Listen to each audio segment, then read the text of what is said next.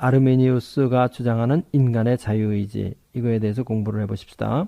요한복음 6장 44절 다 같이 나를 보내신 아버지께서 이끌지 아니하면 아무라도 내게 올 수 없으니 오는 그를 내가 마지막 날에 다시 살리리라. 인간이 자유의지를 가지고 있는가에 대한 질문에 대답의 양극단에 칼빈주의와 아르미니우스주의가 있습니다. 칼빈주의는 인간이 완전 타락하여 구원의 선택에 대한 자유의지가 없다고 말하고, 아르미니우스는 인간은 타락하였지만은 성령님의 은혜에 의해 완전히 회복되어 구원에 대한 완전한 자유의지를 행사할 수 있다고 말합니다. 과거부터 현재까지 수많은 사람들이 자유의지에 대해서 말해왔지만은 대개 그들의 주장은 이 둘 사이에 절충 또는 변종으로 존재합니다. 또 앞으로도 그러리라고 생각합니다.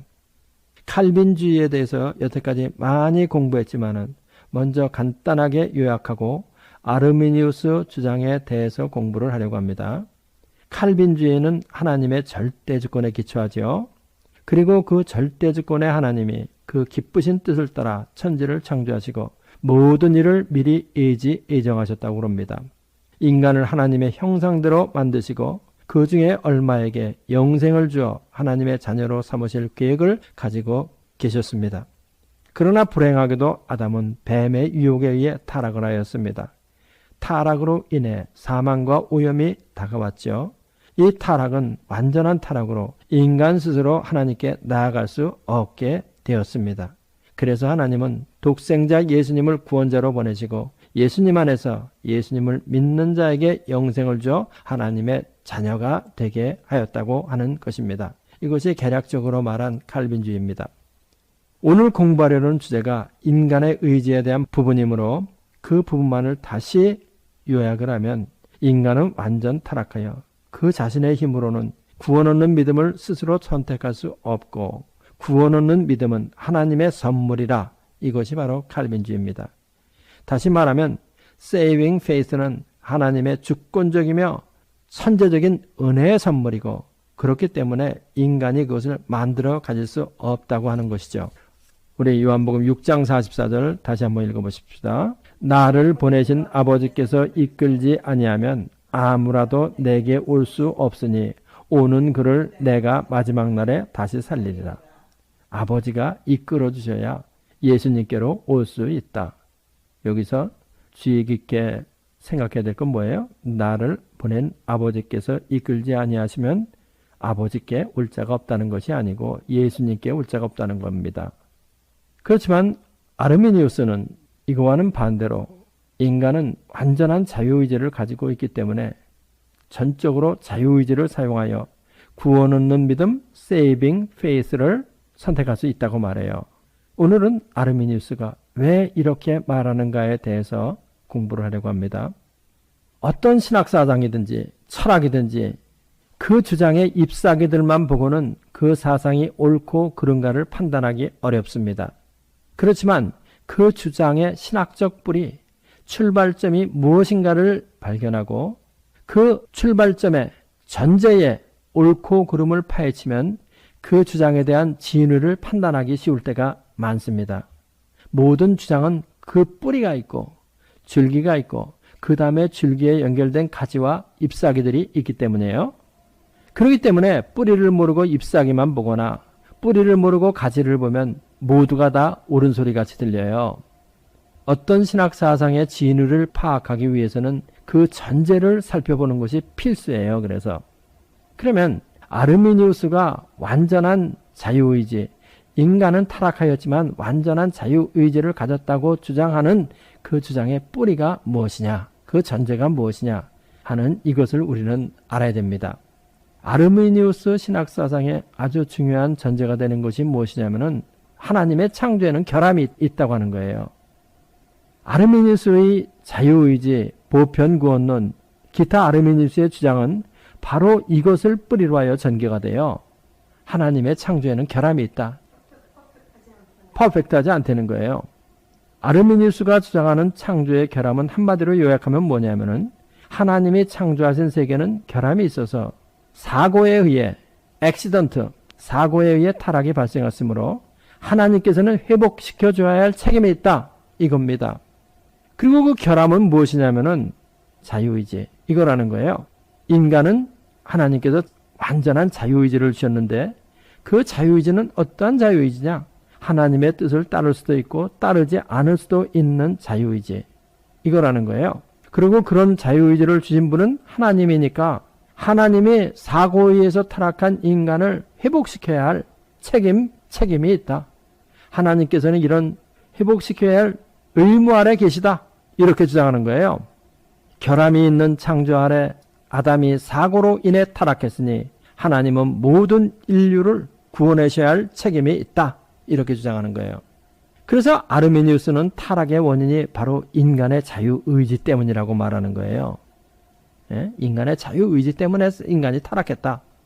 Complete Work of Arminius, Volume 2, Section 1, Disputation 30를 보면 아르미니우스가 뭐라고 말을 했냐면은 Man therefore sinned by his free will, his own proper motion being allowed by God, and himself persuaded by the devil.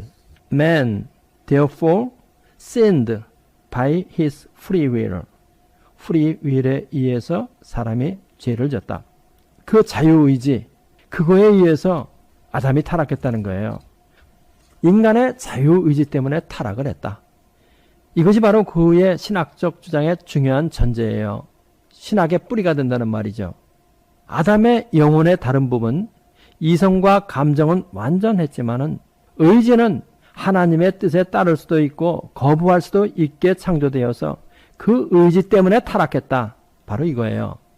이것이 바로 그의 신학적 주장의 중요한 전제가 된다는 말입니다. 그의 신학적 주장의 중요한 전제가 되는 창조에 있어서의 결핍, 디프리베이션이라고 하는 거예요. 하나님이 아담을 자기의 형상대로 만드셨지만은 그에게는 구조적인 결함이 있었는데 그것은 아담의 의지가 하나님을 따를 수도 있고 하나님의 뜻에 거역할 수도 있게 만들어졌다. 바로 이 인간의 의지 때문에 타락을 했다. 이것입니다. 칼빈은 이렇게 주장하지를 않고 하나님의 말씀에 대한 믿음에 굳게 서질 않고 유혹에 의해 불순종한 것이 타락의 원인이 되었다고 말하는 거죠. 그런데 아르미니우스는 자유의지, 이것 때문에 타락을 했다고 말하는 거예요. 그래서 아르미니우스가 왜 인간이 타락했지만 완전한 자유의지를 가지고 있다고 주장하는 거냐 하면은 사람을 결함이 있는 존재로 만드신 그 책임이 하나님에게 있기 때문에 하나님은 아담이 사고로 타락하자마자 성령님의 선행적 은혜를 작동하셔서 Prevenient Grace, 선행적 은혜를 작동하셔서 원죄의 죄책의 제거와 함께 인간의 자유의지를 완전하게 회복시켜 줬다고 말하는 거예요. 그래서 인간은 완전한 자유의지를 가지고 있다는 주장이 나오게 되고 자유의지를 사용하여 구원 얻는 믿음을 선택할 수 있다고 주장하는 겁니다. 그러니까 아담이 사고로 말미암아 타락했기 때문에 사고로 인하여 타락했기 때문에 그 자신의 자유의지, 그 자유의지가 가지고 있는 결함, 창조의 결함 때문에 타락했기 때문에 하나님께서는 아담이 타락하자마자 즉각적으로 타락한 아담을 선행적 은혜에 의해서 회복시켜줬기 때문에 아담 이후의 모든 그 후손들은 그 선행적 은혜에 의해서 완전한 자유의지를 가지고 있다. 그래서 구원 얻는 믿음을 완전히 행사할 수 있다. 이렇게 주장하는 거예요. 우리는 이 아르미니우스의 주장이 옳은가를 한번 생각해 봐야 되죠. 반드시. 그렇죠? 여러분들은 어떻게 생각해요? 그럴듯하다고 생각이 돼요? 언뜻 들으면 정말 그 주장만 보면은 그 말은 맞는 말 같아요. 근데 그 우리 찬성할 수 없죠. 왜 그러냐? 아르미니우스의 이런 주장은 아담이 벌써 자기 변명으로 시도한 대답이에요. 그렇죠? 아담이 벌써 이런 대답을 하나님한테 했어. 자유의지 때문에 타락했다. 하나님께서 결함이 있는 자유의지를 주셨기 때문에 내가 타락했습니다. 하나님. 하나님이 그렇게 만드셔서 내가 타락했습니다. 하나님을 블레임하는 거죠. 블레임은 무슨 뜻이냐? 블레임에 있다는 것은 뭐냐면 자기가 잘못한 것은 분명하지만 잘못의 원인은 다른 존재에게 있다. 다른 데 있다. 이렇게 하는 게 블레임 아니에요? 근데 아담이 벌써 타락하고 난 다음에 그런 블레임을 했다는 거야. 타락한 아담이 최초로 시도한 자기 변명임을 발견하게 되죠. 이게 바로 하나님이 내게 주신 여자. 그 여자 때문에 내가 타락했습니다. 자기가 죄를 진 것은 확실하지만 그 원인은 다른 데 있다는 거예요. 이것은 이브도 똑같이 그랬죠. 뱀이 나를 깨물어 먹었다. 우리 다 같이 한번 창세기 3장 9절로부터 13절까지 읽어보십시다. 여호와 하나님이 아담을 부르시며 그에게 이르시되 네가 어디 있느냐? 가로되 내가 동산에서 하나님의 소리를 듣고 내가 벗었으므로 두려워하여 숨었나이다. 가라사대 누가 너의 벗었음을 네게 고하였느냐? 내가 너더러 먹지 말라 명한 그 나무 실과를 네가 먹었느냐? 아담이 가로되 하나님이 주셔서 나와 함께하게 하신 여자 그가 그 나무 실과를 내게 주므로 내가 먹었나이다. 여호와 하나님이 이 여자에게 이르시되 네가 어찌하여 이렇게 하였느냐? 여자가 가로되 뱀이 나를 꿰물어 내가 먹었나이다. 하나님이 내게 주셔서 나와 함께하게 하신 여자 그 여자가 내게 그 나무 실과를 주므로 내가 먹었다는 겁니다. 하나님이 줬다는 거예요. 그 여자. 그리고 그 여자가 나를 먹게 했다는 거죠. 또 여자는 하나님이 뱀이 활력이 있게 했으니까 내가 뱀이 깨물어 먹은 거 아니냐고 이렇게 하나님을 블레임하는 거죠. 바로 이것은 뭐냐? 아르미니우스가 말한 하나님이 자유의지를 주셔가지고 하나님의 뜻을 따를 수도 있고 안 따를 수도 있고 그러한 자유의지를 내게 줘가지고 내가 그 자유의지 때문에 타락했습니다. 하나님. 그러니 하나님은 책임을 져야 합니다. 그래서 하나님이 책임을 지셔가지고 즉각적으로 프리비니언트 그레이스를 작동시키셔가지고 아담을 회복하게 해줬다. 그래서 아담은 타락했지만 그리고 아담의 후손은 다 타락했지만 완전한 자유의지를 행사할 수 있다. 이렇게 말하는 거예요. 그러니까 뭐야? 뿌리를 알아야 된다는 거예요. 왜 그런 말을 했느냐? 이거를 뿌리를 모르고 자꾸 그냥 이 가지 저 가지 이 잎새기 저 잎새기 만지면서 올래 그러냐 따져봐야 아무 대답을 못지 못해요. 그러니까 우리가 이반젤리칼 필드에서 성경 공부를 가르치다 보면은 그런 질문 많이 하잖아요. 학생들이. 예, 보편구원이 왜 틀립니까? 하나님이 모든 사람이 구원받기를 원한다고 그랬는데 그게 왜 틀립니까? 보편구원이. 또 자유의지가 있다고 그러는데 왜 자유의지가 없다고 가르칩니까? 뭐 이러면서 수많은 질문들을 하지만은 가르치는 사람이 이 뿌리부터 알고 있지 못하면 적절한 대답을 해줄 수가 없어요. 우리는 여기서 하나님께서 아담의 이러한 변명을, 블레임을 받아들이셨는가 안 받아들이셨는가 이거를 알아야 할 필요가 있죠. 하나님은 아담과 이브의 정당성의 주장을 받아들이지 않으시고 아담과 이브와 뱀을 모두 다 함께 심판하셨죠. 아담과 이브의 정당성은 던져버리고 정당성의 주장은 던져버리고 아담과 이브의 한 일 그거를 심판하신 거예요. 창세기 3장 17절 읽어보십시다. 아담에게 이르시되 네가 네 아내의 말을 듣고 내가 너더러 먹지 말라 한 나무 실과를 먹었은즉 내가 너더러 먹지 말라 한 나무 실과를 먹은 것 그거를 하나님이 심판하신 거예요. 불신앙에 의한 불순종 이거를 심판하신 거예요. 하나님의 말씀을 믿지 않고 불순종한 행위 그것을 심판하신 거예요. 그렇죠? 지금까지 우리는 아르미니우스가 주장하는 바 아담의 자기 변명에 대한 하나님의 입장 이거를 지금 우리가 공부를 해봤는데 다음에는 아르미니우스가 주장하는 의지 때문에 타락했다는 그 주장이 과연 옳은 것인가 이거를 살펴봐야 할 필요가 있어요. 의지 때문에 타락했느냐? 아니라는 거죠. 만약 하나님께서 아담에게 자유의지만을 주셨다면 아담이 타락한 것은 자유의지 때문이라고 말할 수 있어요. 그렇지만 하나님은 아담에게 자유의지를 주셨을 뿐만 아니라 뭐를 또 주셨어요? 믿음을 주셨죠. 믿음에 의해 하나님을 믿고 하나님의 말씀을 집행할 수 있는 능력을 주신 거예요. 믿음으로 하나님의 뜻을 집행할 수 있는 능력을 주셨다. 명령을 하시면서 그 명령을 믿음으로 집행할 수 있는 힘을 주셨다는 거야. 그래서 아담은 자신의 의지 안에 있는 믿음의 행사를 통해서 하나님의 모든 명령을 집행할 수 있는 겁니다. 하나님께서 예비하신 모든 축복을 다 누릴 수가 있었던 거예요, 아담은. 그런데 뱀의 유혹에 의해서 그 믿음을 버린 거예요. 뱀의 유혹에 의해 그 믿음을 버린 것이라는 것을 우리 한번 살펴보십시다. 하나님의 자유는 당신이 원하는 것은 무엇이나 선택할 수 있으시며 그 본성이 선이시기 때문에 그가 선택하는 모든 것은 선으로 나타나요. 그렇죠? 하나님은 그런 분이에요. 그러나 인간은 피조물이기 때문에 인간이 선택하는 모든 선택이 선이 되는 것이 아니고 하나님의 선을 선택할 때만 선이 되는 거예요. 그렇죠? 피조물이 가지고 있는 이것은 결함이 아니고 부족함이라고 어거스틴은 말했어요. deficiency, 인간의 부족함이다. 무슨 말인지 이해가 잘 돼요? 하나님은 하나님이기 때문에 하나님이 무엇을 하시면 다 선이야. 그렇지만 인간은 피조물이기 때문에 피조물이 하는 모든 일이 다 선이 되는 게 아니고 하나님이 원하시는 것을 할 때만 선이 된다는 거야. 그런데 이것은 왜 그러냐? 피조물이기 때문에 그렇다는 거예요. 예? 그건 결함이 아니다.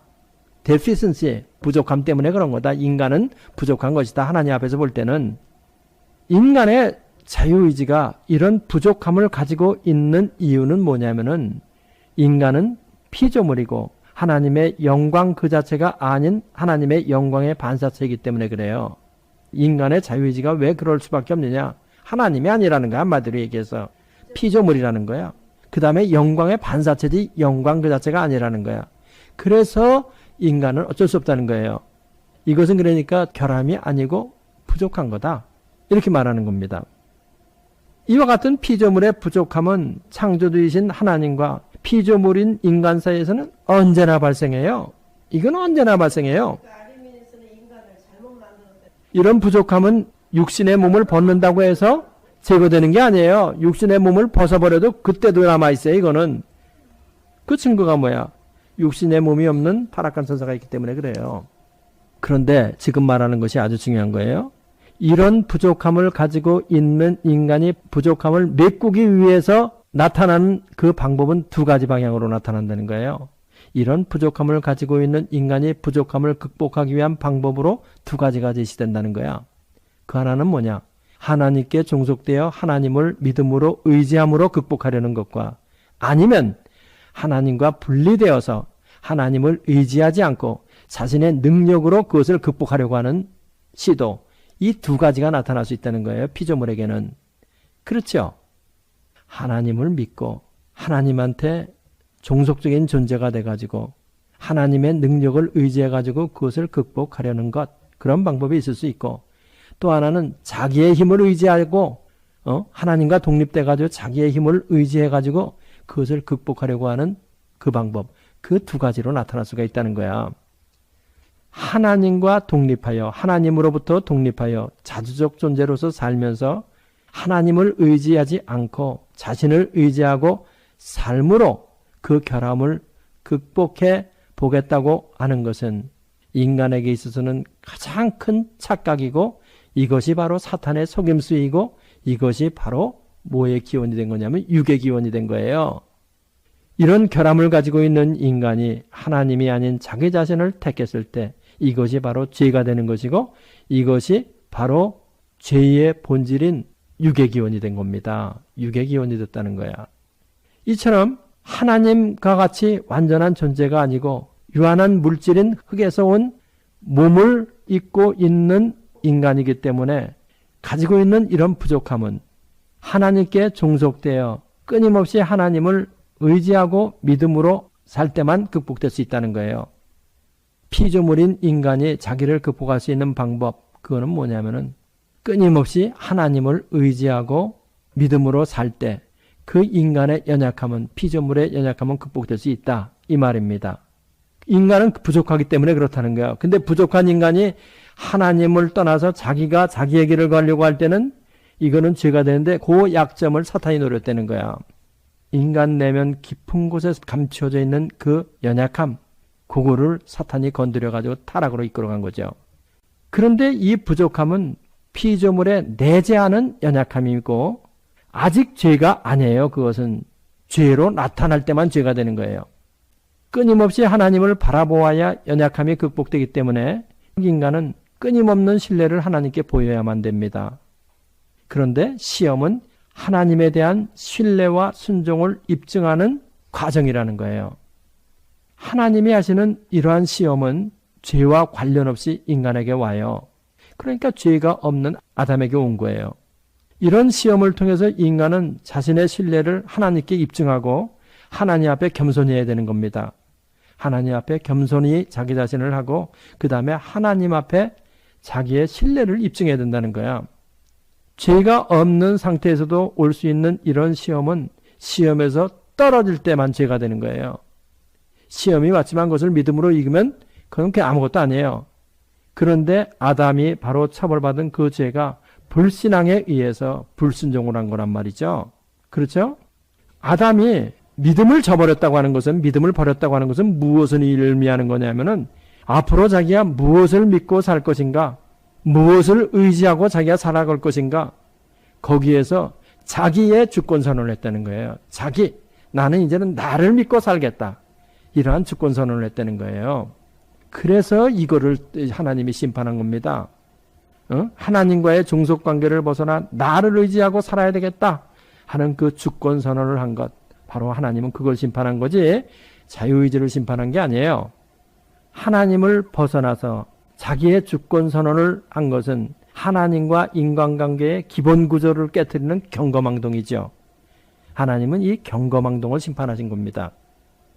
아담의 이런 경거망동으로 인하여 심판이 다가왔지만은 하나님의 원래의 계획은 마지막 아담으로 오신 예수님 안에서 지금도 실행돼 가고 있는 거죠. 지금까지 우리는 아르미니우스가 주장하는 완전한 자유의지의 그 뿌리와 왜 그것이 신학적으로 타당치 못한가를 살펴보았어요. 사람이 자유의지를 가졌다. 그렇게 주장하는 그 뿌리, 그거를 조직적으로 설명한 아르미니우스, 그 사람이 어떻게 말한 것인가를 우리가 살펴본 거예요. 그런데 그 주장이 사실은 얼마나 타당치 못한 주장이냐? 이거를 간단하게 공부한 겁니다. 오늘 이 공부를 끝으로 해가지고 유효적 소명을 받은 자도 타락할 수 있는가? 여기에 대한 공부를 이제 마치려고 해요. 많은 생각들을 짧은 지면에 옮기느라고 제대로 설명을 못한 부분도 있으리라 생각이 되지만은 우리들이 공부한 그 안에서 그래도 대략 대답을 찾을 수 있으리라고 저는 믿습니다. 우리는 예수님, 사도 바울, 어거스틴, 칼빈으로 이어지는 정통신학의 입장 위에 서야 합니다. 이 신학들이 왜 정통이라고 과거 2000년 동안 교계에서 끊임없이 지지되어 왔는가를 거기서도 한 증거를 찾아야 돼요. 이 믿음에 굳게 서시는 여러분들이 되기를 예수님의 이름으로 기원합니다. 기도하십시다. 할렐루야. 우리 아버지 하나님 감사합니다. 찬송합니다. 영광 돌려드립니다. 저희들에게 바른 성경에 대한 지식과 믿음을 주신 것을 감사합니다. 이 믿음, 이 지식 온 세상에 전파되어 모든 사람들이 바로 설 수 있도록 축복하여 주옵소서. 믿습니다. 예수님의 이름으로 기도합나이다. 이 성경 공부를 하신 분은 곧바로 라이크 버튼을 눌러주세요. 여러분의 수고가 하나님 나라 확장에 큰 도움이 됩니다.